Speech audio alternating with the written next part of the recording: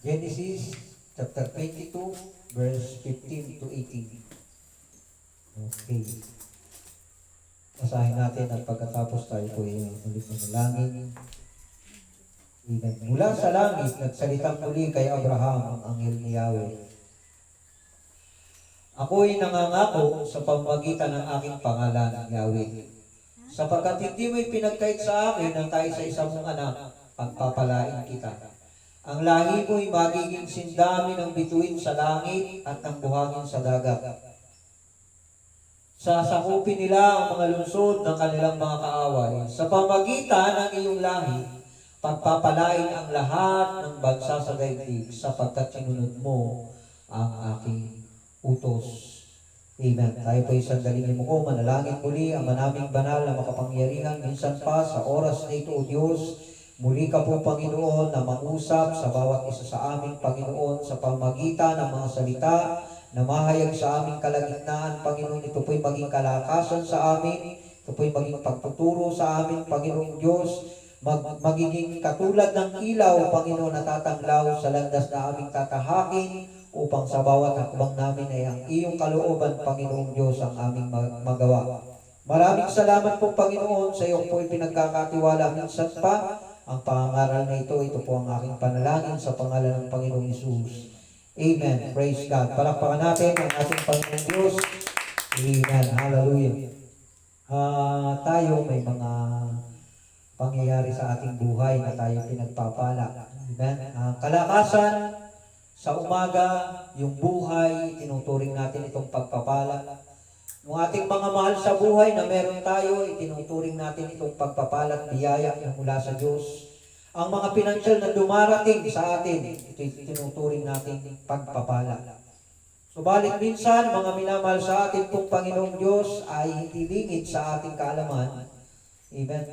O ito'y karanasan natin na kung minsan yung pagpapala ay hindi nagtutuloy-tuloy. Amen. Kaya mga kapatid sa ating pong Panginoon, tulungan tayo ng Diyos sa pamagitan ng pangaral na ito. Amen. Ito yung aking pinamagatang, the blessing that is blessed, that is being blessed by God. Ang pagpapala na pinagpapala ng Diyos. Amen. Hallelujah. Maganda kasi yung pagpapala na natatanggap natin ay pagpapalain palalo ng Diyos. Ibig sabihin, pag yung pagpapala na tinatanggap natin ay pinagpapala pa ng Diyos, ibig sabihin ito ay palago ng palago. Padami ng padami yung mga pagpapala. Amen. Hallelujah.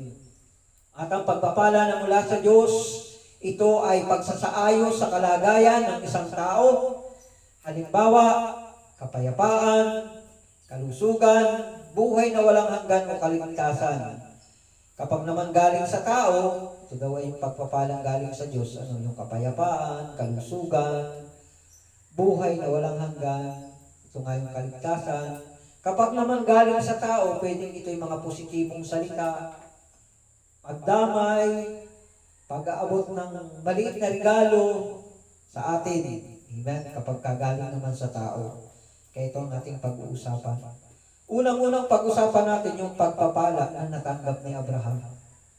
Amen. Sa Genesis chapter 12, ito'y pagpapala.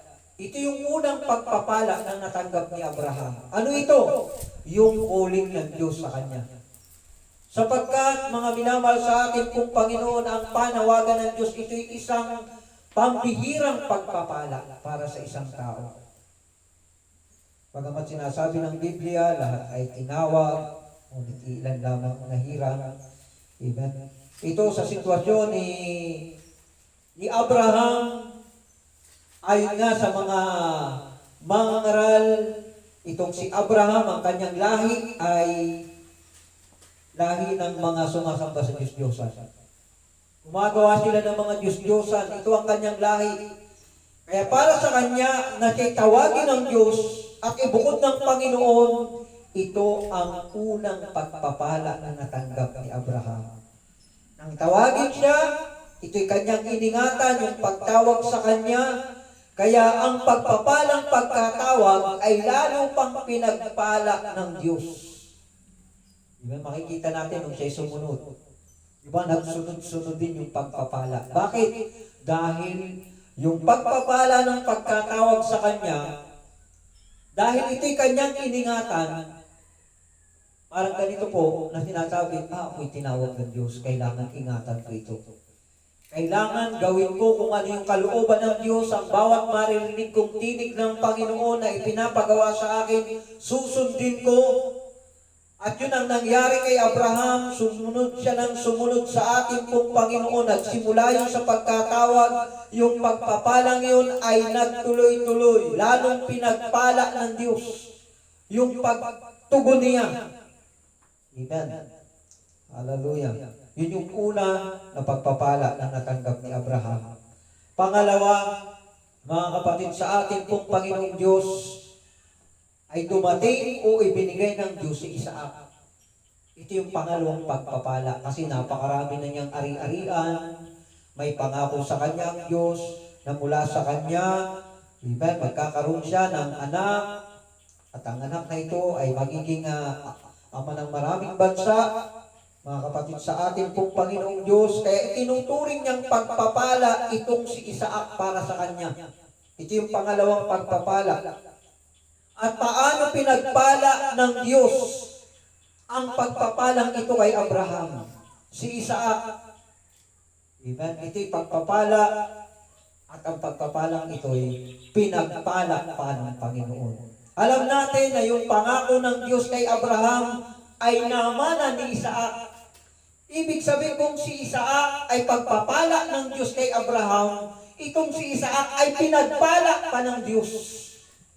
Amen. Kaya yung pagpapala, pinagpala ng Diyos. Amen. Hallelujah. At paano ito nangyari, mga kapatid, sa ating pong Panginoon? Muli ay tumawag ang Panginoon sa Kanya. Sa Genesis chapter 22, verse 1 hanggang 2, pagkalipas ng ilang panahon, sinubok ng Diyos si Abraham, tinawag siya ng Diyos. Pangalawang beses ng pagkatawag sa Kanya. Una, nung siya'y paalisin sa lupain ng kanyang mga kamag-anak. Pangalawang pagkatawag sa kanya ng Diyos. Narito po ako, tugon naman ni Abraham. Sinabi sa kanya, isama mo ang kaisa-isa at pinakamamahal mong anak na si Isaac at magpunta kayo sa lupain ng Morea. Umakyat kayo sa bundok na ituturo ko sa iyo at ihandog mo siya sa akin. Amen. Kaya ito, mga kapatid, sa ating pong Panginoon, muling tinawag. At ito yung tugon ni Abraham. Hindi niya ipinagkait yung pagpapala ng Diyos na ibinigay sa kanya. Itinuturing niya na isang napakalaking pagpapala sa kanilang buhay ni Sarah si Isaac. Pero narito, tinatawag muli siya ng Diyos at hinihingi ng Diyos ang pagpapalang ibinigay sa kanya. At ito ang tugon ni Abraham. Kinabukasan, maagang bumangon si Abraham at nagsibak ng kahoy na gagamiting panggatong sa handog na susunugin. Inihanda niya ang asno at umalis kasama si Isaac at dalawang aliping lalaki papunta sa lugar na sinabi ng Diyos sa kanya. Ibig sabihin, muling tumugon si Abraham sa utos ng Diyos, sa pagtawag ng Diyos sa kanya. Na ihandog si Isaac, itong pagpapalang ito, kailangan mong ihandog uli. At nang tumugon si Abraham, mga minamahal sa atin pong Panginoong Diyos, yung pagpapala sa kanya na si Isaac, yung kanyang anak, ay lalong pinagpala ng Diyos. Mga kapatid, sa atin pong Panginoon. Hindi na puputol. Ito yung sinasabing pagpapala na pinagpapala pa ng Diyos. Ibig sabihin, tuloy-tuloy. Kasi minsan, aminin natin sa ating buhay, yung pagpapala, kung minsan, parang hindi pinagpapala ng Diyos. Nakatanggap tayo ng pagpapala, pero maya-maya, wala na. Pero ito, tuloy-tuloy ito, mga kapatid, sa ating pong Panginoon. Kaya ito yung ating pinag-uusapan. The blessing that is being blessed.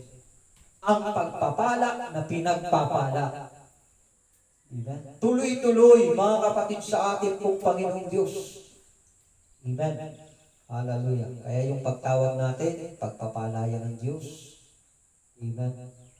Kaya ang tanong, yung pagkatawag sa atin ng Diyos, pinagpapala pa ba ng Panginoon? Amen. Dapat tuloy-tuloy. At kung hindi pa tayo pinagpapala, amen, yung pagkatawag sa atin, pagpapala, kung hindi pa dumarating yung mga pagpapala, yung pinagpapala, yung pagkatawag sa atin, magpatuloy lang tayo. Bawat sabihin ng Diyos, gawin lang natin kung ano ang kalooban ng Panginoon at ang pagpapala ng pagkatawag sa atin. Darating ang panahon yan ay pagpapalain ng Diyos. Tugon lang ng tugon. Amen. Sunod lang ng sunod parang si Abraham. Itinuring niya ng pagkatawag sa akin ng Diyos, ang pagiging Kristiyano, ito'y pagpapala. Kaya kung ano mang iutos ng Diyos, gagawin ko sapagkat darating ang panahon, ang pagpapala ng pagkatawag sa akin, ito'y pagpapalain ng Diyos. Ibubuhos ng Panginoon ang mga biyaya at pabor habang ako ay sumusunod sa Panginoon Diyos. Amen. Pangalawa nating pag-usapan saan ginamit ni Abraham ang pagpapala na ibinibigay sa kanya ng Diyos. Amen. Ito yung susi kung bakit ang pagpapala na ibinigay kay Abraham ay patuloy na pinagpapala ng Diyos. Genesis chapter 18 verse 1 hanggang 8. Nagpakita si Yahweh kay Abraham na sa may tabi ng mga sagradong puno ni Mamre. Noong kainitan ng araw at nakaupo siya sa pintuan ng kanyang tolda. Walang ano-ano'y may nakita siyang tatlong lalaking nakatayo sa di kalayuan. Patakbo niyang sinalubong ang mga ito at sa kanila yumuko ng halos sayad sa lupa ang mukha. Tingnan natin. Very humble ito si Abraham. Kapag unawaan niya, alam niya, ito yung mga anghel ng Diyos, kailangan kong magpakumbaba. Hallelujah. At sinabi mga Ginoo, kung inyong mamarapating, tumuloy po muna kayo sa amin. Magpahinga muna kayo rito sa lilim ng puno. At ikukuha ko kayo ng tubig na panghugas sa inyong mga paa. Ipaghahanda ko na rin kayo ng makakain para lumakas kayo bago kayo maglakbay. Ikinagagala ko kayong paglingkuran habang naririto kayo sa amin. Sila'y tumugon, salamat, ikaw ang masusunod. Dali-dali pumasok sa tolda si Abraham at sinabi kay Sarah, dali, kumuha ka ng 3 takal ng magandang harina at gumawa ka ng tinapay. Pumili naman si Abraham ng isang matabang buya mula sa kawan at ipinaluto kaagad sa alipin. Kumuha rin siya ng keso at gatas, kasama ang nilutong karne at inihain sa mga panauhin. Hindi siya lumalayo sa tabi ng mga panauhin habang kumakain ang mga ito. Ang ginagamit ni Abraham ang mga pagpapala na ibinibigay sa kanya ng Diyos na naging daluyan para ang pagpapala ay magtuloy-tuloy sa kanyang buhay. Amen. Makikita natin kapag may lingkod ng Diyos, si Abraham ay mapagpakumbaba. Si Abraham ay laging handa na mag-welcome. At mga kapatid, sa ating pong Panginoon, sa Genesis chapter 9 verse 12, makikita din natin, Genesis chapter 22 verse 9 hanggang 12, pagsapit nila sa lugar na itinuro ng Diyos, gumawa ng altar si Abraham. Inayos niya sa ibabaw nito ang panggatong at inihiga si Isaac matapos gapusin. Nang sasaksakin na niya ang bata, tinawag siya ng anghel ni Yahweh at mula sa langit ay sinabi, Abraham, Abraham. Narito po ako, sagot ni Abraham. Sinabi ng anghel, huwag mong patayin ang bata. Ito yung pagpapala. Ayaw ng Diyos. Amen? Sabi ng Diyos, huwag mo sayangin ang pagpapala ko sa iyo. Amen? Huwag mo patayin ang bata. Pagpapala ko yan sa iyo. Huwag mo siyang saktan. Natitiyak ko ngayong handa kang sumunod sa Diyos sapagkat hindi mo ipinagkait sa Kanya ang kaisa-isa mong anak. Saan ginagamit ni Abraham ang mga pagpapala na ibinibigay sa kanya ng Diyos? Yung mga ari-arian, yung mga kawan na ipinagpala sa kanya ng Panginoon. Amen. Yung kayamanan na ipinagpala sa kanya ng Diyos. Pag may nakita niyang alingkod ito ng Diyos, kumukuha agad siya dun sa kawan ng pinakamaganda. Keso, gatas, inihahandog sa mga lingkod ng Diyos. Amen? Kaya yung mga pagpapala na tinatanggap ni Abraham ay lalong pinagpapala sapagkat ginagamit niya ang lahat ng ito sa ikalulugod ng Diyos, sa ikatutuwa ng Panginoon. Itong si Abraham o itong si Isaac, ito'y napakalaking pagpapala sa kanya sapagkat sabi sa Genesis chapter 15, ang akala niya si Eliezer na magmamana ang lahat ng kanyang ari-arian, yung kanyang alipin. Pero hindi. Diba? May pangako ang Diyos. Pagkakaanak ka, siya ang magiging tagapagmano mo. Diba? At nang narito na, pinagpala na, narito na si Isaac, muling hinihingi ng Diyos, anong kanyang ginawa? Inihandog niya. Hindi para siya sumikat, kundi para sa ikalulugod ng Diyos. At nung makita ng Panginoon na itong si Abraham ay handa laging sumunod, mga minamahal sa atin pong Panginoon, nalulugod ang Diyos sa Kanya. Kaya nga sabi na, titiyak ko ngayong handa ang sumunod sa Diyos sapagkat hindi mo ipinagkait sa Kanya ang kaisa-isa mong anak. Diba? Kaya mga kapatid sa atin pong Panginoon, kung gusto natin na yung mga pagpapala na dumarating sa atin, ay lalo pang pagpalain ng Diyos, gamitin natin sa ikalulugod ng Panginoon. Diba? Hallelujah. Minsan kasi hindi maiwasan, diba? Tao tayo, mawalan tayo ng kontrol. Pag may dumating na pagpapala, kalimutan natin ang Diyos. Pinalulugod natin yung ating sarili. Ay, praise God, dumating na ang 100,000, bibili akong iPhone. Diba? Nalimutan natin, sabi nga ni Pastor Boy, pag may dumating sa ating pagpapala, naitanong ba natin, Lord, bakit mo ako pinagpala ng ganito? Saan ko ito gagamitin? Diba? Diba? Napakadala. Napakadala ng mga ganon. Kundi pag may dumating na pagpapala, ang kayang bibiling ko. Praise God. Dumating ang pagpapala, mabibili ko na yung gusto ko. Yun agad ikalulugod natin ang nauuna. Yung pagpapala na dumating sa atin ay naglalahong parang bula at hindi na pinagpapala. Kaya kung gusto natin yung pagpapala ay pinagpapala ng Diyos. Tuloy-tuloy, gamitin natin sa ikalulugod ng Diyos.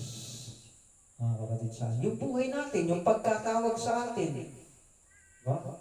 Gamitin natin yan sa ikalulugod ng Diyos. Yung buhay, mga kapatid sa atin pong Panginoon, gamitin natin sa ikalulugod ng Diyos upang magkaroon tayo ng kapayapaan. Pangatlo, eksilang itong pangaral, ang pagpapala na pinagpapala ay nagpapatuloy o dumadaloy. Kapag ang pagpapala ay patuloy na pinagpapala, yan idadaloy.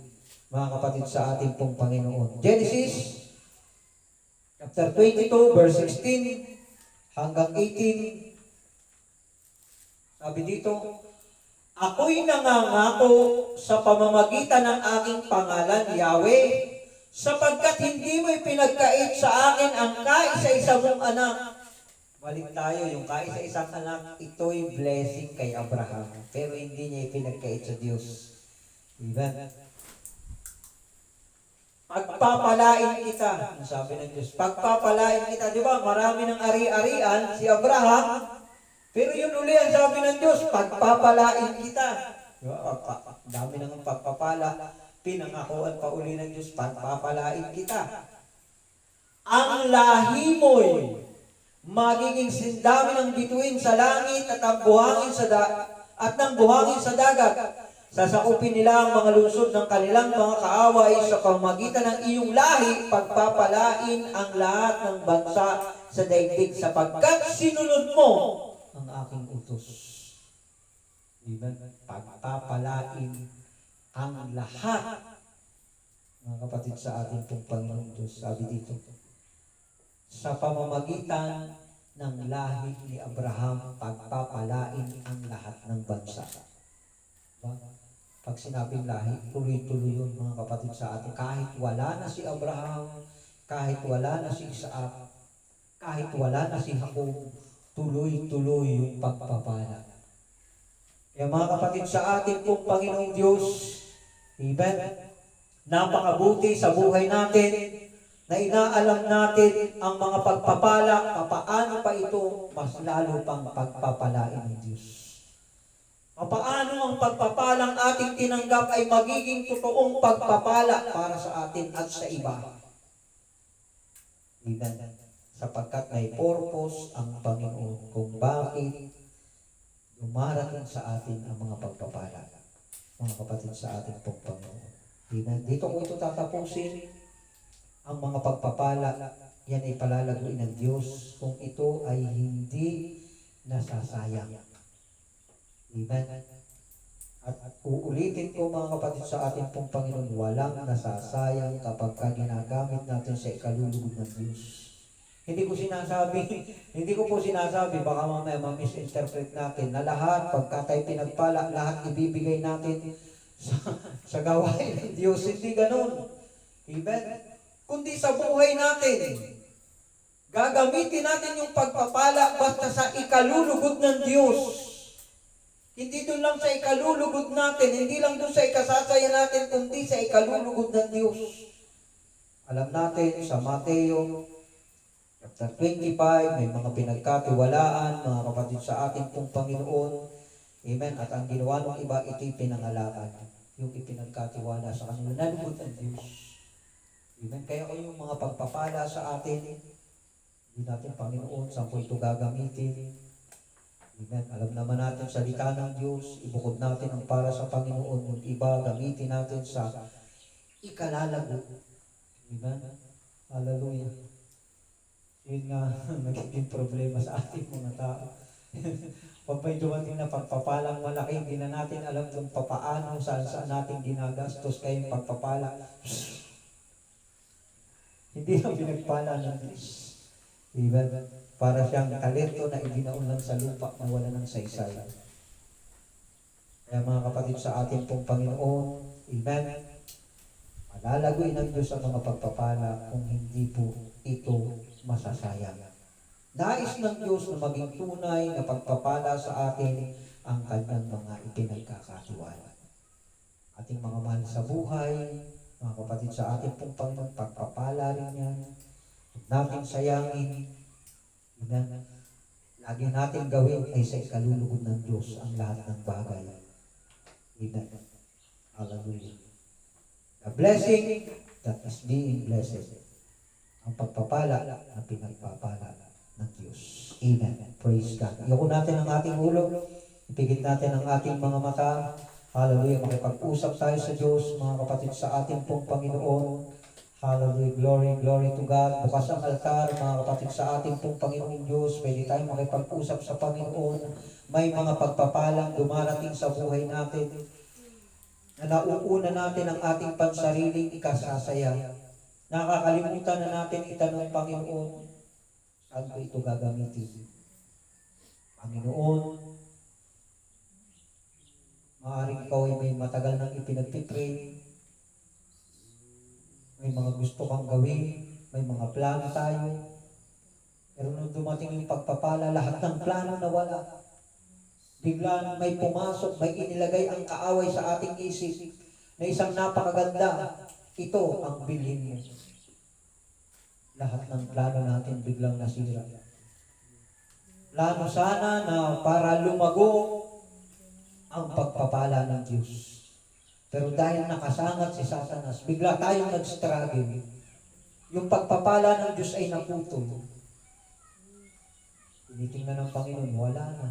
Yung pagpapalain pa sana niya, dadagdagan pa sana niya, at lalo pang i-bless ng Panginoon.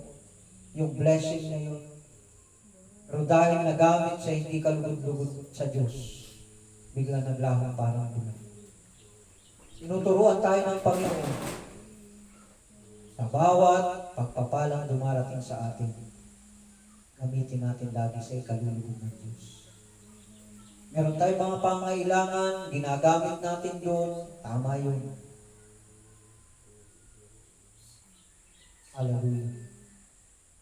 Praise God. Sapagkat yun ay pagkatagpo ng Diyos sa ating pangailangan, kaya dumating ang pagpapala.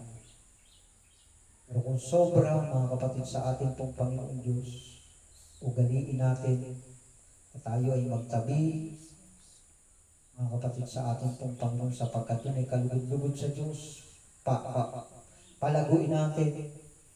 Hallelujah. Yung relasyon natin sa ating mga mahal sa buhay. Yung pagkatawag sa atin ng Diyos, yan ay pagpapala din. Yan ay mawawala kapag hindi na natin ginagamit sa ikalulugod ng Diyos. Manghihina tayo. Hallelujah. Praise the living God, O Lord Jesus. Oh, hallelujah. Praise God. O dakilang Diyos sa manaming banal, maraming salamat sa iyong mga salita, Panginoon. Salamat, dakilang Diyos. Inaangkin namin, Panginoon, na ikaw ay mangusap sa bawat isa, dakilang Diyos. Hallelujah. Glory, glory to God. Glory to Jesus Christ, O King of Kings. Hallelujah. Kung tapos na tayong manalangin, tayo tumayo, tayo aawit sa ating pong Panginoon. Umawi tayo minsan pa, pusong dalisay. Pusong dalisay.